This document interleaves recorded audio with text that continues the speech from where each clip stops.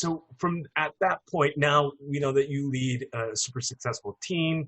Can you kind of walk us through how, the hiring process is and kind of what kind of skill sets you're specifically looking for the people that you're going to add on to help you scale?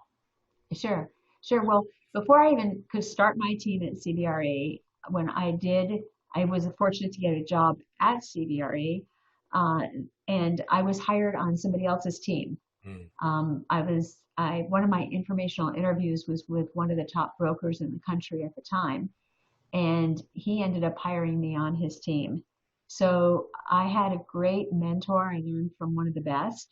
And I remember when I got the job, I felt like I won the lottery. I remember I wanted to drive really carefully on the freeway so I didn't get into a car accident. I didn't want anything to get in the way of this new job in real estate.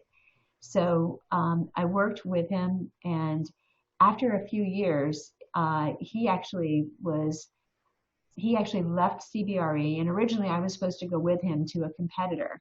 mm, And at the end, before we left, I decided to stay back at CBRE. And I remember him saying, well, how are you going to make a living? Why would you stay back here? Because I worked on all of his deals. And so I said, I'm not quite sure how I'm going to do it, but I will write a business plan for myself. So there, my entrepreneurship education came back in handy. And I actually wrote a business plan on how I was going to try make it within CBRE, which meant I had to figure out what type of product am I going to focus on. And it turned out that I decided to focus on apartment buildings. What geography am I going to focus on? What am I going to do to try to get business? Who am I going to try to go after the business from? So I had to address all of these things. I wrote a plan, and then I started working the plan, and the plan started to work. And then the success started coming, and I became busier and busier. And the company started noticing that I was pulling in a lot of business. And so they approached me and they said, we want to leverage your time better.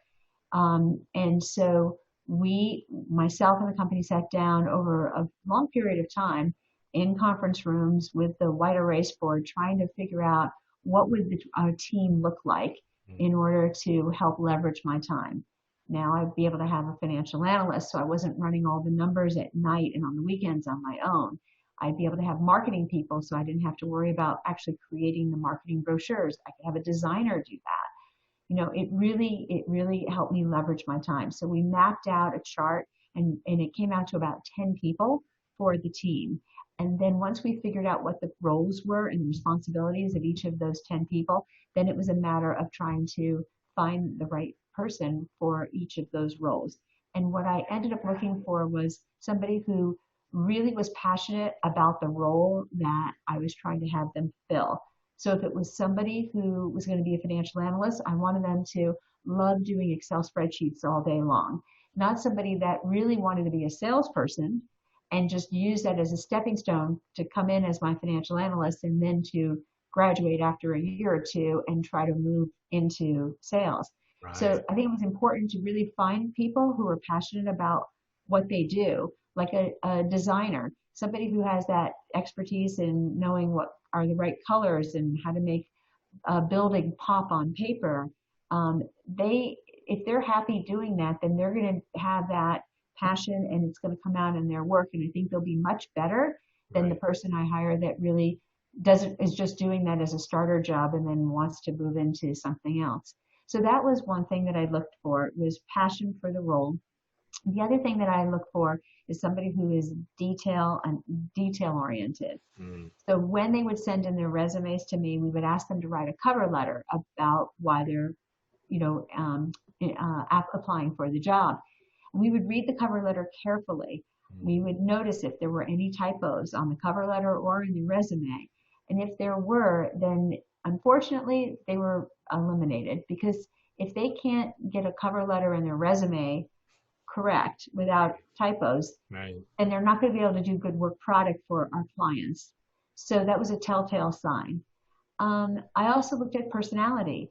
I think it's really important when you're working on a team that you all have a good working relationship and you enjoy working with each other. And I view my team as like a mini family.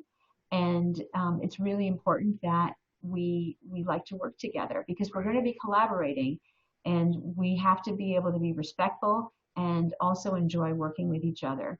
And so when we do decide to bring somebody new on the team, I actually have everybody on my team interview that person, and we all talk about whether this is somebody who we would want in, as a member of our team. So there's a process there that I get everybody's buy-in and everybody's opinion, so that we can make sure that the environment is right for all of us. That's fascinating. Actually, I think those are all amazing insights and tips because even for ourselves, we're kind of a startup in commercial real estate, obviously providing these reports for urban planning. But as we start to grow and scale, that absolutely comes into play as well, is that kind of team environment. And we kind of have to have everyone because we're working so intimately together long hours into weekends. So it's absolutely crucial and vital. So even applies for tech companies as well. But Right. very, I would very good to also, hear.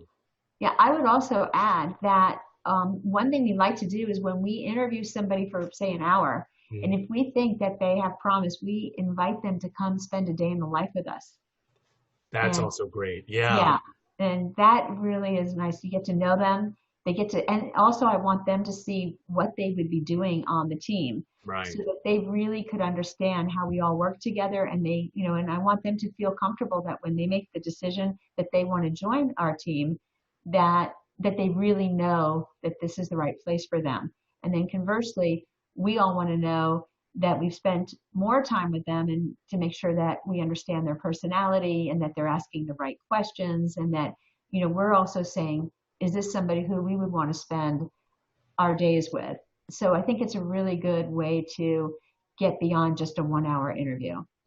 Absolutely amazing. I think I do spend a lot of time with a lot of our users who end up being commercial brokers, and I do have conversations about their team and the amount of work on a kind of day-to-day basis to meet their goals. And, they got to have people kind of designated as cold callers and people are designated for email marketing and this and that. And so, but I've never heard one of them describe kind of that team environment, how vital that is, and even that hiring process to be dual like you are. So it's no surprise that you're successful in sharing those insights.